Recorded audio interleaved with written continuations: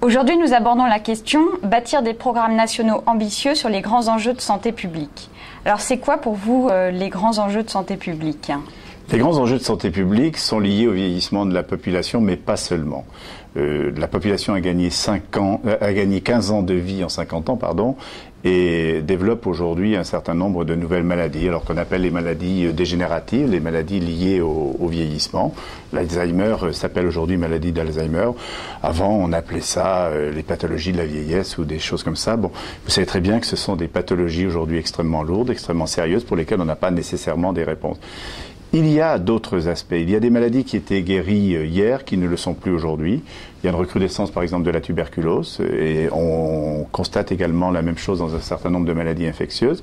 Alors qu'on savait très bien prendre en charge la tuberculose il y a 10 ans ou il y a 15 ans, vous avez pu constater que récemment, on avait effectivement un certain nombre de difficultés à prendre en charge cette maladie. Donc les programmes de santé publique concernent à la fois des pathologies existantes. Certaines d'entre elles étaient soignées dans le passé, sont mal soignées aujourd'hui ou insuffisamment soignées aujourd'hui.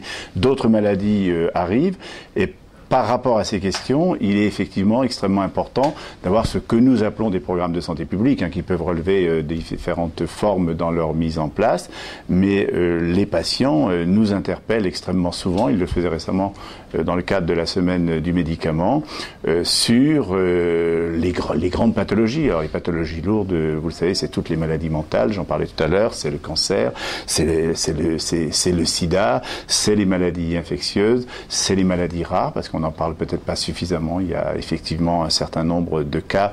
Ce qu'on appelle les maladies rares sont les maladies qui touchent quelques patients, mais qui sont souvent des maladies lourdes et pour lesquelles il n'y a pas toujours la mobilisation que l'on voudrait rencontrer à la fois au sein de la population et puis dans les différentes instances de décision de la société.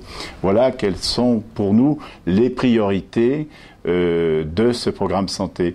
Notre interpellation consiste à poser la question politique sur le mode suivant. Considérez-vous que la santé, dans ce qu'elle a d'impliquant pour les patients, c'est-à-dire à l'envers de la santé, la maladie, doit faire partie des priorités d'un décideur politique aujourd'hui? Et une des réponses, comme vous le soulignez, c'était effectivement les programmes de santé publique que l'on peut mettre en place. Merci, c'est très clair.